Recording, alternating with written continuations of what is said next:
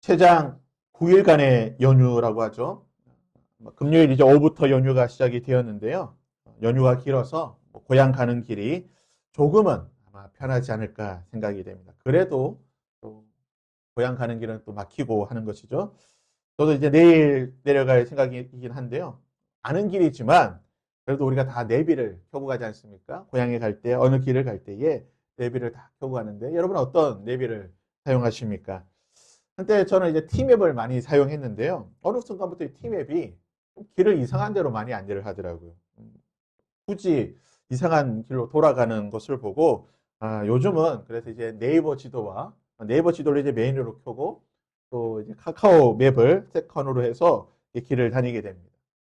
내비를 두 개를 켜고 가도 완벽한 것은 아닙니다. 막히는 길을 갈 때도 있고요. 또 이상한 길을 갈 때도 있고 전혀 엉뚱한 또 새로운 이상한 그런 길로 안내를 하기도 합니다.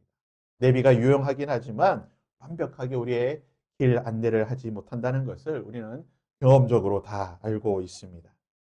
많은 철학자들과 또 세상의 현자들이 인생이 무엇인가? 그랬을 때 인생을 길에 많이 비유를 합니다. 죽음이라고 하는 알지 못하는 미지의 목적지를 향해 희한의 세계를 향해 영원한 안식처를 향해 걸어가는 길, 그 길이 바로 인생이다라고 말하는 것입니다. 여러분은 여러분의 인생의 그 길을 알고 계십니까? 여러분이 가는 그 목적지가 어디인지 알고 계십니까? 아마 우리 믿는 자들이기에 우리의 목적지, 우리 인생의 목적지를 다 알고 계실 것입니다. 그리고 그 목적지를 걸어가는 그 길이 어떤 길인지도 우리는 말씀을 통해서 알고 있습니다. 근데 중요한 것은요. 우리가 알고 있는 그 길 위에 우리가 서 있느냐. 내가 알고 있는 그 길, 내가 가고 있는 말씀이 가르쳐 주는 그 길을 걸어가는데 내가 과연 지금 그 길 위에 서 있느냐. 그 길 위로 걸어가느냐. 그것이 중요한 것입니다. 이 땅에 존재하는 많은 인생들은 각자의 목적지를 향해 각각의 길을 걸어가고 있습니다. 하나님을 신앙하는 우리는 천국이라고 하는 목적지를 향해 걸어갑니다. 불교를 믿는 자들은요, 극락이라고 하는 또는 윤회, 이 환생이라고 하는 그 목적지를 향해 걸어갑니다. 이슬람을 믿고 있는 많은 무슬림들은요, 낙원, 파라다이스라고 하는 그 낙원을 목적지로 향해 걸어가고 있습니다. 그리고 그들은 내가 가는 이 목적지, 내가 가는 길이 바른 길이라고 생각하며 걸어가고 있습니다. 하지만 성경은 오로지 목적지는 하나이고, 그리고 그 목적지를 걸어가는 그 길도 하나뿐이라고 우리에게 가르쳐 주고 있습니다. 오늘 이 말씀을 통해서 우리는 과연 그 목적지를 향해 걸어가고 있는 하나님께서 말씀해 주시는 그 길을 제대로 걸어가고 있는지 우리의 그 길을 한번 점검해 볼 수 있는 시간이 되었으면 합니다. 오늘 말씀은 우리 인생이 모두 본향을 찾아가는 인생이라고 말하고 있습니다. 히브리서 11장 14절은요. 우리 인생에 대해서 이렇게 정의를 내리고 있습니다. 그들이 이같이 말하는 것은 자기들이 본향 찾는 자임을 나타냅니다. 성경은 우리 인생이 이 땅에 있는 모든 인생이 본향을 찾아가는 자들이다. 즉 고향의 길을 찾아서 가는 자들이다. 그것을 이제 신학적인 용어로는요, 구도자 인생, 구도자의 길이라고 표현을 하고 있습니다. 2006년 일본 청소년 연구소라는 곳에서 한국과 일본과 중국과 미국의 10대 고교생들을 중심으로요, 한 가지 조사를 했습니다. 여러분의 인생의 목적이 무엇입니까? 여러분은 어떤 인생의 목적을 향해 지금 10대의 삶을 살아가고 있고 또 준비를 하고 있습니까? 라는 질문을 했는데요. 미국 청소년들은 무엇이라고 답변했을까요? 나의 인생의 목적은 아름다운, 원만한, 깨어지지 않는 그 과정, 그런 가정을 꾸미는 것이 내 인생의 목적이다. 그러니까 좋은 가정을 만드는 것이 내 목적이라고 답을 했습니다. 아마 미국에서 대부분의 미국인들이 가장 중요한 가치로 가지는 것이 이 가정의 가치인데요. 그래서 아마 이것이 청소년들에게도 그들의 인식에 반영이 된 것 같습니다. 이에 반해서 일본 청소년들은 무엇이라고 답했을까요? 많은 친구들, 좋은 친구들을 사귀는 것이 내 인생의 목적이다라고 답을 했습니다. 히키코모리라고 불리는 어떤 그런 은둔형 외톨이와 개인주의가 만연한 일본 사회에서 이 관계가 얼마나 중요한지, 관계에 대한 갈급함을 얼마나 많은 사람들이 가지고 있는지를 보여주는 그런 답변이라고 볼 수가 있습니다. 중국의 청소년들은요, 부자가 되는 것이, 많은 돈을 가지는 것이 내 인생의 목적이라고 말했습니다. 중국은요, 그 어떠한 자본주의 국가보다 돈에 대한 그러한 열망, 그 돈에 대한 집착이 강한 나라입니다. 물질주의가 그 나라를 지배하는 대표적인 나라가 중국이라고 볼 수가 있는데, 그러다 보니까 중국의 청소년들 역시 돈에 대한 어떤 열망을 가지고 있고 부자가 되는 것이 내 인생의 목적이다라고 답을 했다는 것입니다. 그렇다면 우리 한국, 우리나라의 청소년들은 무엇이라고 답변을 했을까요? 대부분의 많은 청소년들이 인생을 즐기는 것이, 엔조이하는 것이 내 목적이다. 내가 이렇게 공부하고 수고하는 목적이라고 답을 했습니다. 아무래도 나중한 이 학업에 대한 부담감과 제대로 그들의 삶을 누리지 못하는 그러한 현실 속에서 내가 인생을 즐기기를 원한다는 그러한 열망을 나타내는 것 같습니다.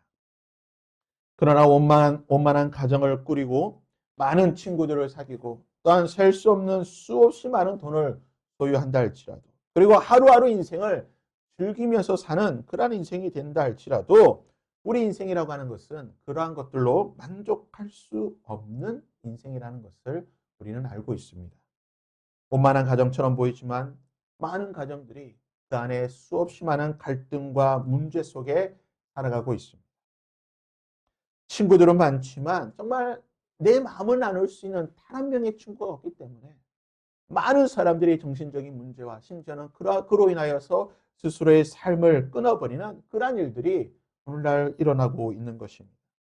셀 수 없이 많은 돈을 가지고 있지만 내가 돈을 지배하는 것이 아니라 돈이 나를 지배하는 돈의 노예로서의 삶을 살아가는 인생이 얼마나 많습니까?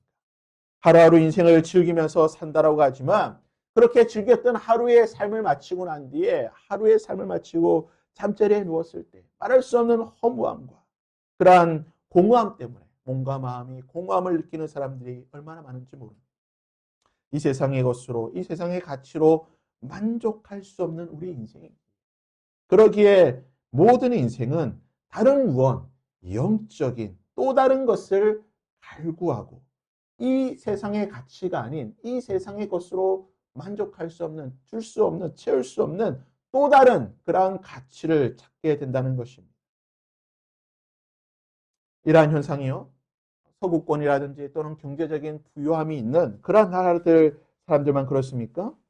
가난과 기아에 허덕이는 나라 역시 마찬가지입니다. 당장 먹고 살기에 힘들수록 입에 풀칠하기도 어려운 고단한 삶을 살고 있지만 놀라운 사실은 그러한 현실일수록 더욱 영적인 것에 또 다른 더 높은 어떤 가치와 만족을 추구하며 살아간다는 것입니다. 왜 그렇습니까? 방금 우리가 읽었던 히브리서 11장 14절의 말씀대로 우리 인생이 본향을 찾아가는 무언가 우리의 고향이 될 수 있는 진정한 만족과 평안을 줄 수 있는 그러한 본향을 찾아가는 인생이기 때문에 우리는 그러한 것들을 찾고 구하는 자들이라고 성경은 말하고 있는 것입니다. 그렇다면 이 본향이 무엇이고 어디로 가는 것이라고 우리는 알고 있습니까? 또 사람들은 인식하고 있는 것일까요? 매년 10월이 되면요, 강원도 양양에 남대철이라는 곳에 연어 축제가 열립니다. 이 연어라고 하는 생선은요, 대표적인 귀소 본능을 가진 동물입니다. 자기가 태어난 곳을 기억하고 수천 킬로 떨어져 있던 그 태평양에서 다시 헤엄쳐서 자신이 태어난 곳에 돌아와서 그곳에 알을 낳고 죽습니다. 과학자들이 아직도 이 미스테리를 해결하지 못했죠. 도대체 연어가 어떻게 이것을 알고 찾아왔을까? 벌들도 이런 기소 본능이 있습니다. 한낱 곤충에 불과한 벌이지만 수십 킬로 떨어진 곳에 꿀을 찾아서 가고 다시 자신이 있던 그 벌집으로 돌아오는 이 현상을 보게 된다는 거죠. 이 귀소 본능. 우리 인생은 어떻습니까? 우리는 연어나 벌처럼 육체적인 귀소 본능은 없습니다. 하지만 우리 인생에게는 영적인 귀소 본능이 있다는 거예요.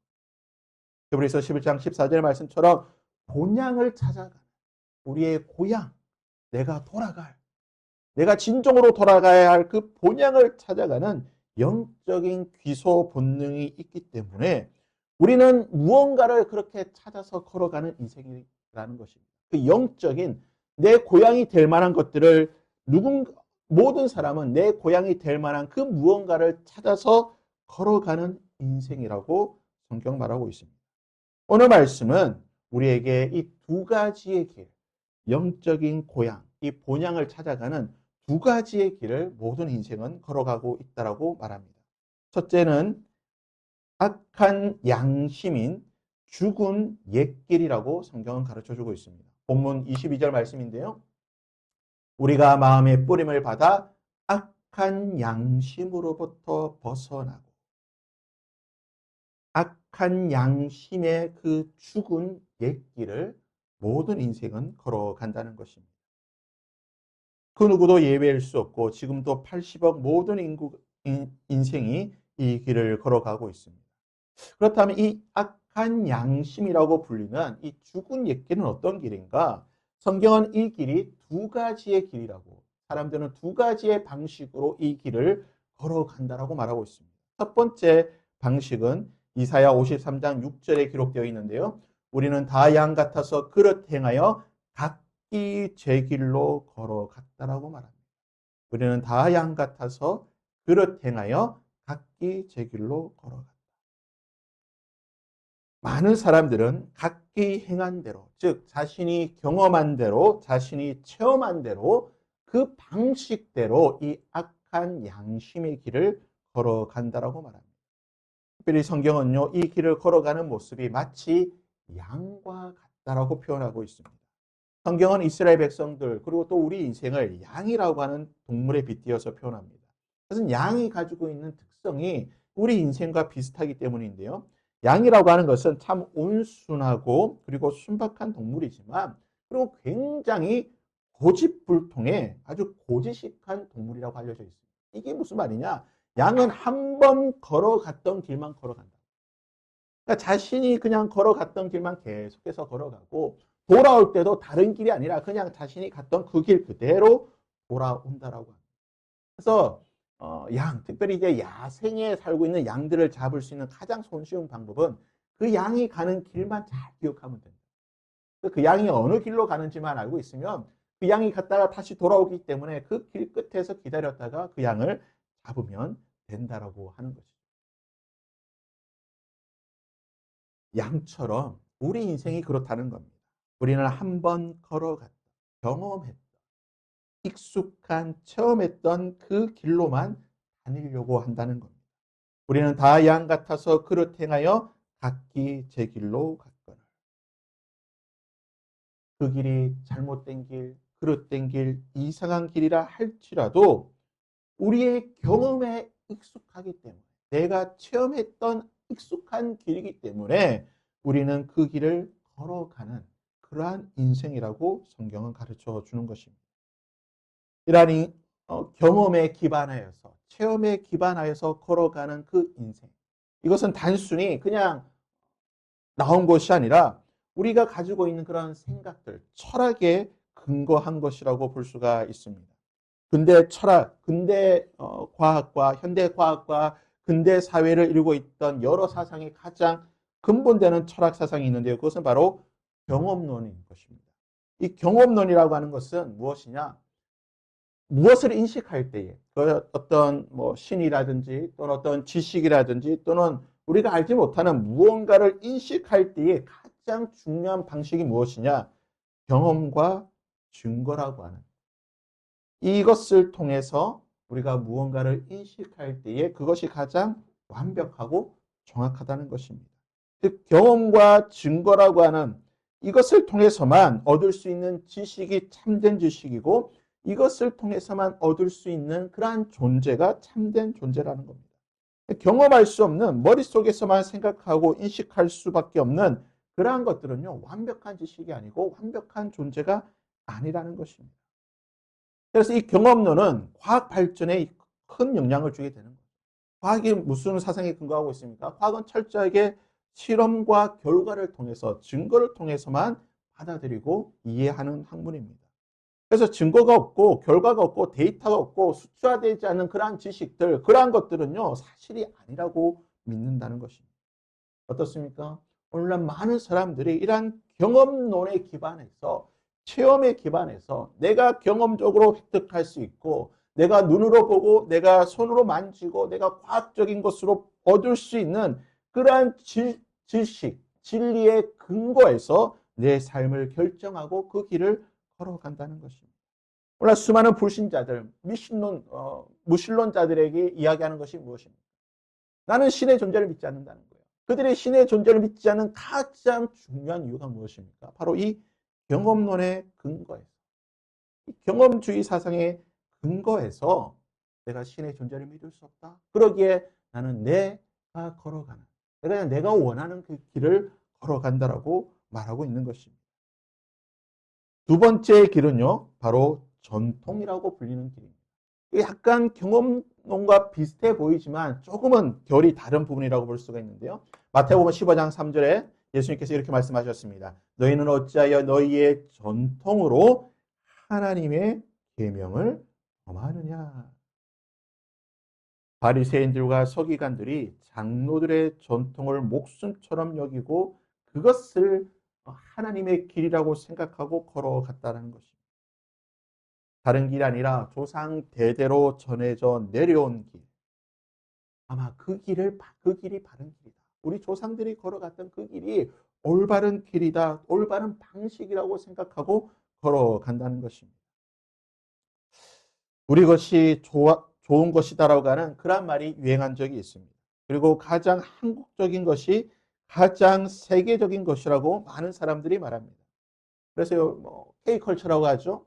뭐 오징어 게임이라든지 또는 뭐 불닭이라고 하든지 우리가 가지고 있던 문화 이런 것이 가장 좋은 것이다. 우리가 가지고 있는 이 전통이 소중한 것이다라고 이야기를 합니다. 그렇죠. 우리가 가지고 있는 것이 좋은 것입니다. 우리의 전통이 소중한 것입니다. 그래서 우리나라뿐만 아니라 세계 모든 나라가 다 마찬가지입니다. 세계 모든 각국의 백성들이 각자 가지고 있는 문화와 전통이 소중한 것이고 그것을 지키려고 보존하려고 하는 것입니다. 하지만 전통이라고 해서 그것이 다 좋고 선한 것이 아니라는 것입니다. 전통이 때로는 악한 양심에서 나오는 죽음의 길, 잘못된 길, 하나님의 계명을 범하는, 거역하는 그 길이 될 수 있다라고 우리 주님께서는 말씀해 주셨습니다. 아마존에 가면요, 여러 부족들이 있습니다. 예전에 그 아마존의 눈물이라고 하는 그 다큐멘터리가 방송이 된 적이 있는데 아마 보셨을 것 같습니다. 아마존에 많은 부족들이 있었는데 이제 문명화되면서 또 현대화되면서 그 많은 부족들이 이제 현대적인 방식으로 살고 있지만 아직도 소수의 부족들이 그들만의 전통을 지키면서 살아가고 있습니다. 그 방송에 나왔던 부족 가운데에 조회족이라고 있습니다. 아마 기억하실 것 같은데요. 이 부족은요, 그들의 입술에 구멍을 뚫어서 뼈뚜루라고 하는 굵은 나무 조각을 입술에 끼웁니다. 이 마이크보다 더 두껍고 긴 이것을 입술에 끼워서 다니고 있는데요. 이것이 이제 미의 기준이에요. 이것을 예쁜 나무를 끼우면 이 남자나 여자든 미남과 미녀가 되는 거예요. 그래서 이 사람들은 하루의 일과가 뭐냐? 좋은 나무를 찾아서 그 나무를 깎아서 그것을 입술에 끼우는 거예요. 또 입술에 이렇게 내려오는 거예요. 그 뼈대를 끼우면. 먹는 게 얼마나 불편합니까? 이게 다 끼고요. 말도 제대로 되지 않고 말하는 것도 불편합니다.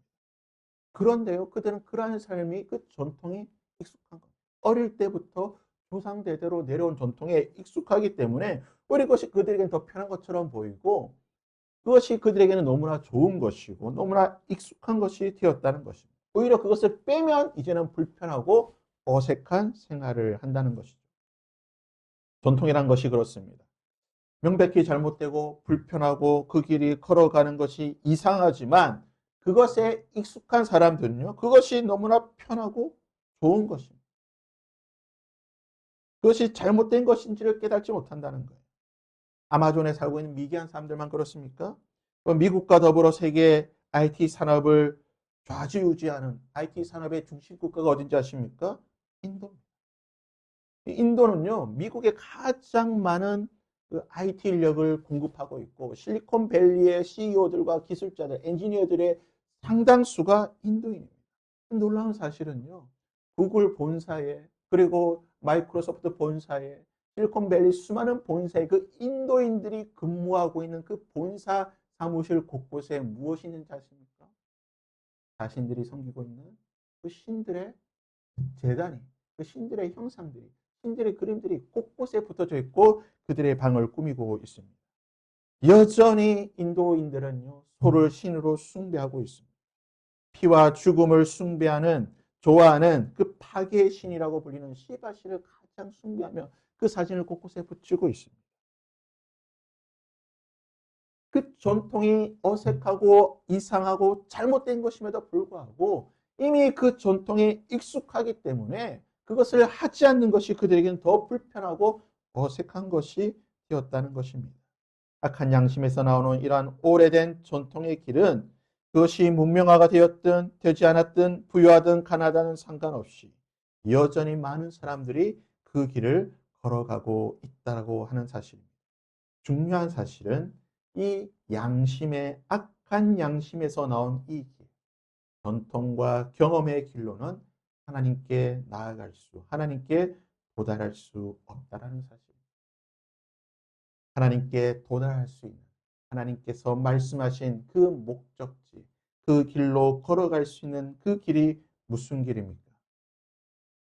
히브리서 우리가 읽었던 10장 20절에 이렇게 기록하고 있습니다. 그 길은 즉 악한 양심으로부터 걸어가는 그 길이 아닌 하나님께서 준비해 놓으신 그 길은 무슨 길이냐? 그 길은 우리를 위하여 휘장 가운데로 열어 놓으신 새로운 살 길이라고 말하고 있습니다.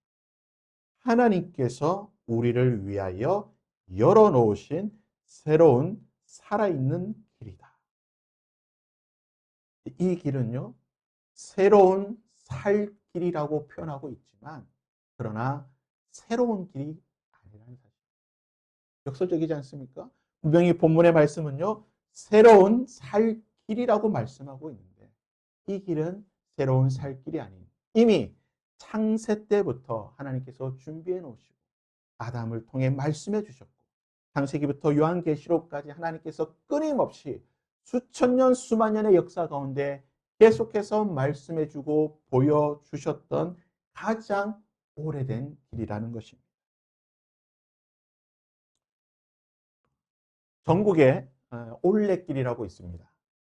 원래 이 올레길이라고 하는 것이요, 제주도에서 시작이 되었는데요. 제주도 말로 이 올레길이, 올레라고 하는 말이 좁은 골목길이라는 뜻이라고 합니다. 큰 길이 있고 큰 길에서 집까지 이어주는, 연결해주는 이 좁은 길을 올레길이라고 하는데요. 그래서 이 제주도의 이 7코스의 올레길이 방송을 타면서 전국에서 이 올레길을 걸어가기 위해서 그리고 전국 각지에 이 올레길을 모방한 여러 길들이 만들어졌는데, 재미있는 사실은요, 이 제주도에 있던 이 올레길이 새롭게 누군가가 와서 만든 길이 아니라는 거예요. 이미 그 땅에 있었던 길이에요. 예전부터 있었던 길이고 전부터 사람들이 다녔던 길인데 그냥 잊혀졌던 길인데 그것을 새롭게 개발하고 새롭게 길을 낸 길이라는 것입니다. 지금 오늘 말씀에서 말하고 있는 우리를 위하여 새로운 살 길이라고 하는 이 길은 하늘에서 그냥 뜬금없이 나타난 길이 아니라 이미 하나님께서 우리에게 말씀해 주신, 보여주신 길이라는 것입니다. 아담의 타락으로 인하여 더 이상 하나님께 나올 수 없는 아담에게 하나님께서는 가죽옷을 지어 입혀주심으로 새로운 길을 보여주셨습니다.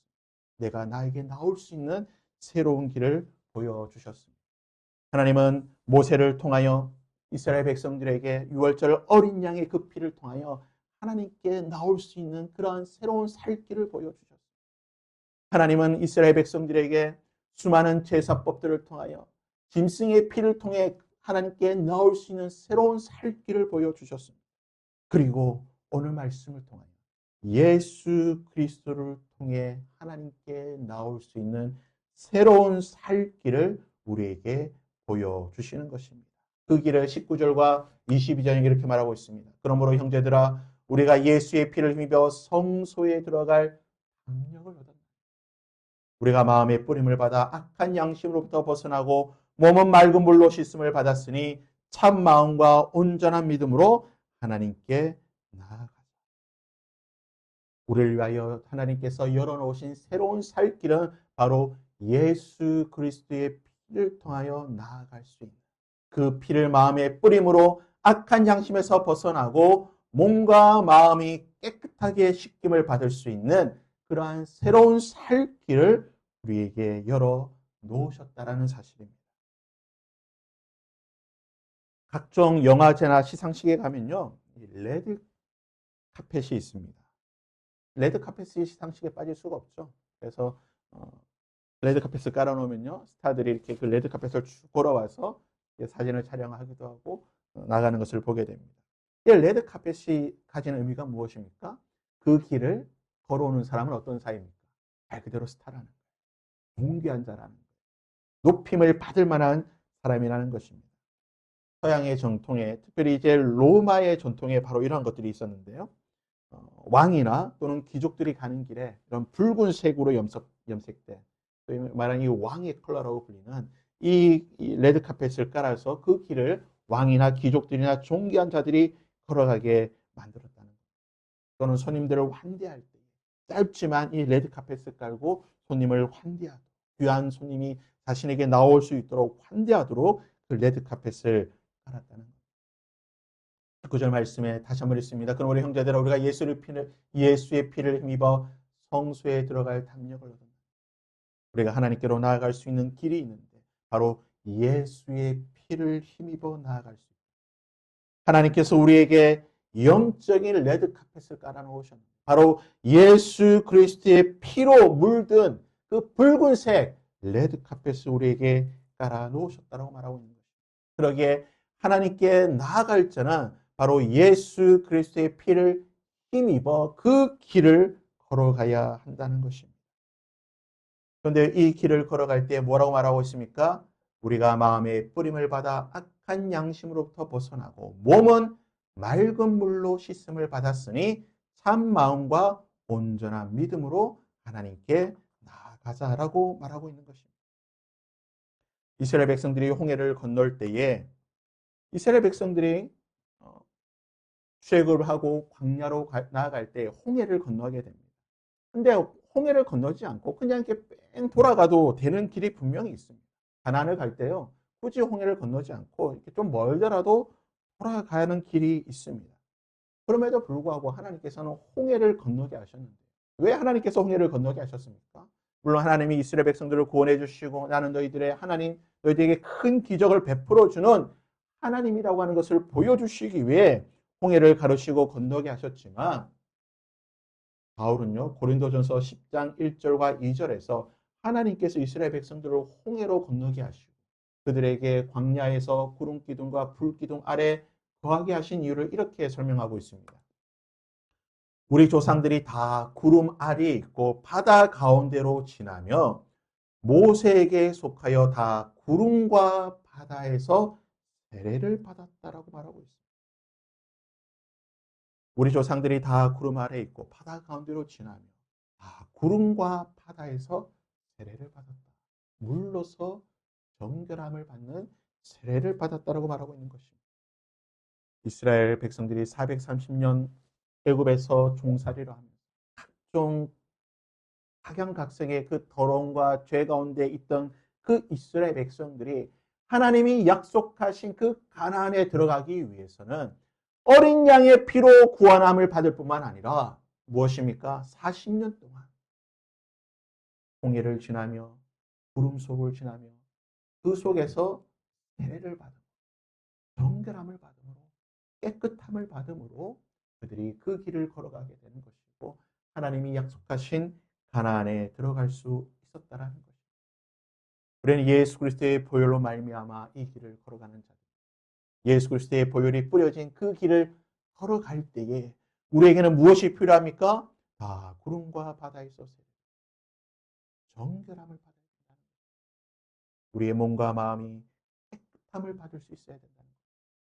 우리의 몸과 마음이 정결함을 받을 때에 우리는 그 길을 걸어갈 수 있는 자가 된다라고 성경은 말해 주는 것입니다. 히말라야에 보면 높은 산들이 있습니다. 8,000m 이상 되는 그러한 높은 산들이 있는데요. 그 높은 산을 올라가게 되면요. 단순히 올라갔다고 해서 끝나는 것이 아니라 내가 이 산, 예를 들어서 히말라야에 있던 에베레스트 산을 올라갔다 하면 그 올라갔다라고 하는 것을 검증을 받아야 됩니다. 이 검증을 어떻게 받냐면요. 요즘은 이제 카메라가 있으니까 카메라로 인증샷을 찍고 에베레스트 왔다 이렇게 하지만 예전에는요. 이 내가 에베레스트 산을 올라갔다고 하는 검증을 받는 방법이 딱 하나 있습니다. 그것은 무엇이냐? 에베레스트 산을 먼저 올라갔던 사람 또는 그 등산로를 개척한 사람들에게 검증을 받는 거예요.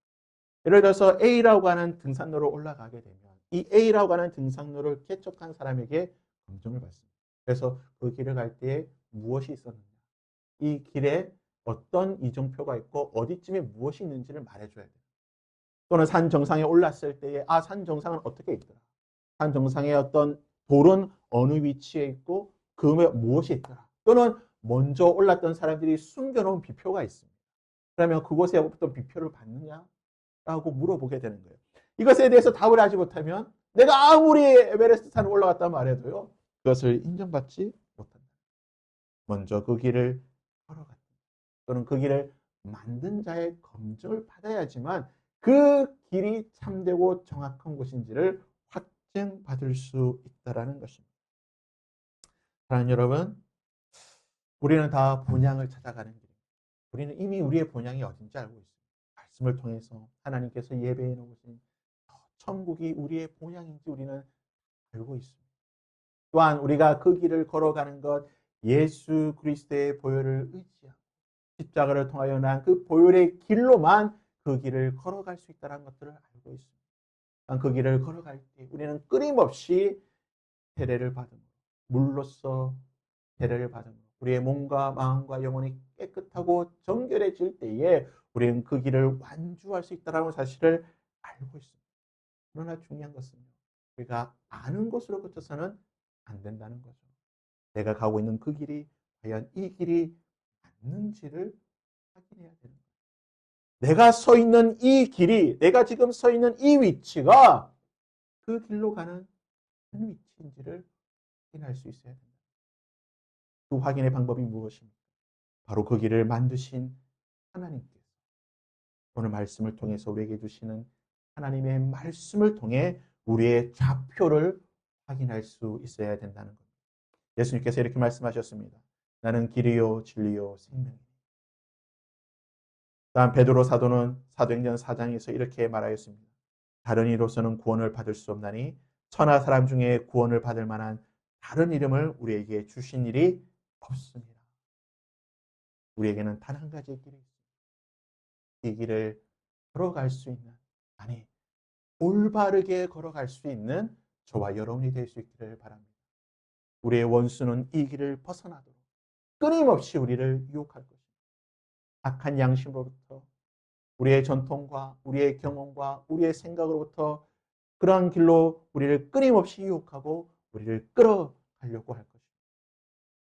그럴 때 그러는 우리가 서 있는 이 길이 하나님이 말씀하신 바른 길인지를 말씀을 통하여 우리의 좌표를 끊임없이 확인하며 길이요 진리요 생명 되신 다른 길이 아닌 예수 그리스도 그 길을 걸어가서 그 길 끝에 서 계신 예수 그리스도를 언젠가는 만날 수 있는 저와 여러분이 될 수 있기를 주님의 이름으로 부탁드립니다.